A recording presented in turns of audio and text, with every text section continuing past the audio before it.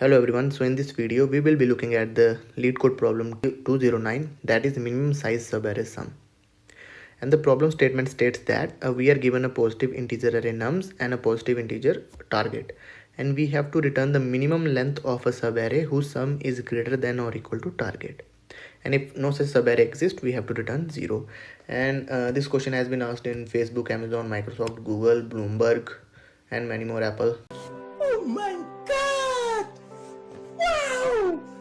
Goldman Sachs. So let us see how we will do this. So for example, this is our example, and what we have to return is, so if I find the sum of each subarray, for example, the sum till here is 2, the sum till here is 5, the sum till here is 6, the sum till here is 8, so it is greater than equal to 7, right? It is greater, so this can be one of my answer, this subarray of size 4. So this can be one of my answer. Till here the sum is 12, this can be one of my answer. Till here the sum is 15, this can be one of my answer. So these are certain set of answers. Now like this, if we find all the subarrays, we can get a sum where the sum is equal to 7 or greater than 7. So in the end we can see the answer will be this 4 plus 3, which is 7, and the size is 2. So we have to return the minimum size of this subarray, and the answer will be 2 for this case. So how we can do this? What we can do is, in a brute force way, what we can do is we can find out all the subarrays, sum of all the subarrays as well as their sum, right? As well as their sum as well as their length, and out of all those I can find the minimum, but the time complexity will be very high for this. So the time complexity of this will be n square, and the space will be O of 1, but we need to do it in an efficient way, since the constraints are 10 to the power 5 for the length of the array, as well as the target is 10 to the power 9. So how we can do this? And there is a follow-up. So in the follow-up, they have given that we can try to do it in O of n or O of n log n. So let us just look how we will do it in O of n. So how we will do it in O of n? So we will do a sliding window approach.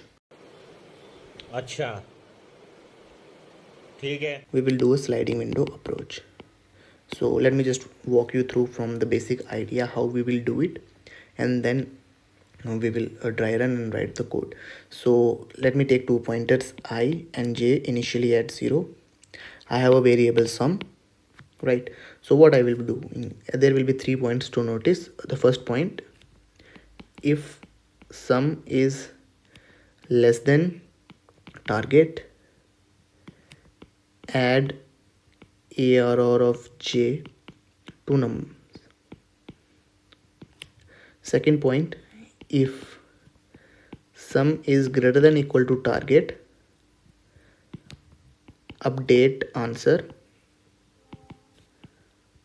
as minimum of answer and j minus I. And another thing we will do is subtract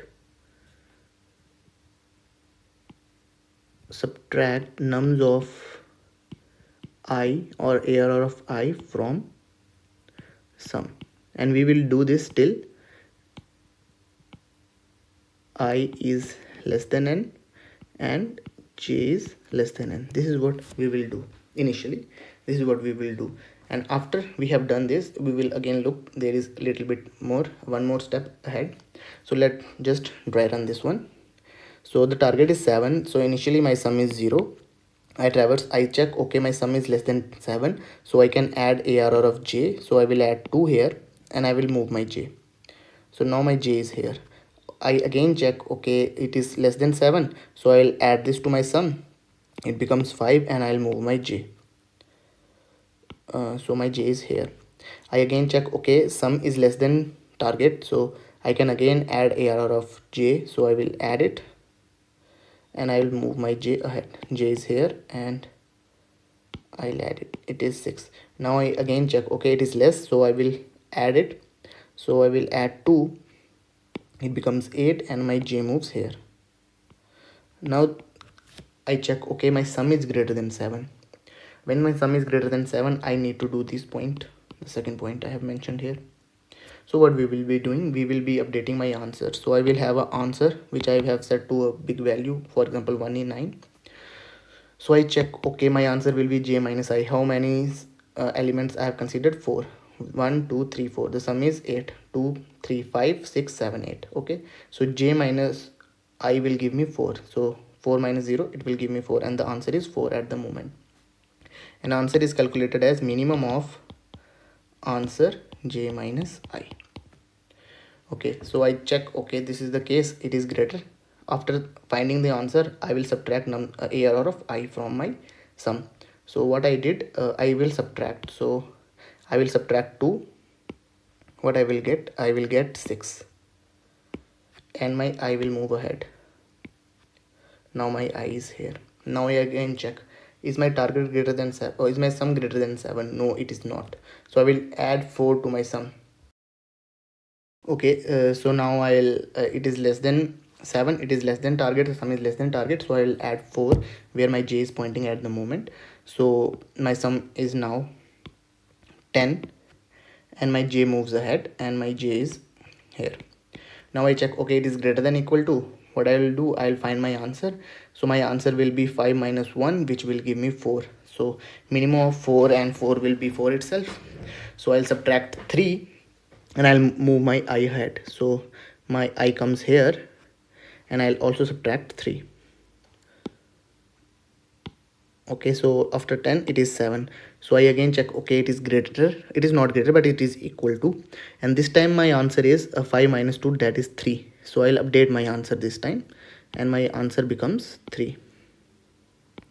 And since it is still equal to, so it is still equal to, I will subtract 1 here, I will subtract 1 out of here, and my sum will be 6. So now my sum is 6,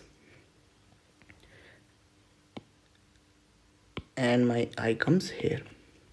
Okay, now I check, okay, it is again less, I will add 3 where my j is pointing, I will add it to sum. So when I add it to sum, it becomes 9, and my j goes out of bounds. Now my j goes out of bounds. So the first step, this step has been completed. Now after my j go out of bound, I still need to check for this subarray and this subarray, right? So how we will do that? We will again write a similar situation where it will be like, while I is less than n and my sum is less than equal to target, greater than equal to target. Till then I will continue my loop, and I will do the same things I did in here, right? So now I'm here, okay, I see 9, 5 minus j is here 6 at 6. So what will be the size of the subarray? It will be j minus I, 6 minus 3, which is 3. Again the answer will remain same, and I'll subtract 2, it becomes 7, and my I comes here, and now my I is here. Now I again check, okay, 7 is equal, so I can again do the following steps, these steps. So my answer will be a minimum of 3 and 6 minus 4, which is 2, right? So minimum answer will be 2 now, right? Answer will be 2, and I will subtract this 4 from here, and it will become 3. Now I is less than n, but this condition is false, so we'll come out, and in the end what we will need to return, we will return our answer. We need to return our answer, but if answer is 1 in 9, we will return 0. So that is the basic idea, and we have done this question in O of n time, and with no extra space. So now let us just move to the coding part. Now let us move to the coding part, and I will get the size of the vector first of all. So, and after that I need a variable sum, which will I initialize to 0, as well as I, which will be initially at 0, and j also initially at 0, and my answer will be a bigger value, so I'll take 1 in 9. So now till my I is less than n, and at the same time my j is less than n, so what I will be checking is, if my sum is greater than equal to target, what I will be doing is, I will be updating my answer as the minimum of answer and j minus I, and I'll do subtract the value at index I from my sum, and I'll do a I plus plus. And if this is not the case, I will add the value at index j to my sum variable, and I'll do a j plus plus.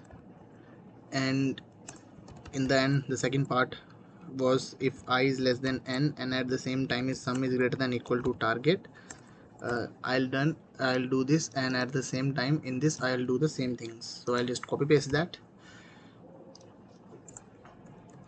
So in the end, if my answer equals to 1 in 9, I'll return 0, else I'll return answer. So now let us just submit this. So as you can see, it is submitted. So thank you for watching the video, and make sure to hit that subscribe and like button.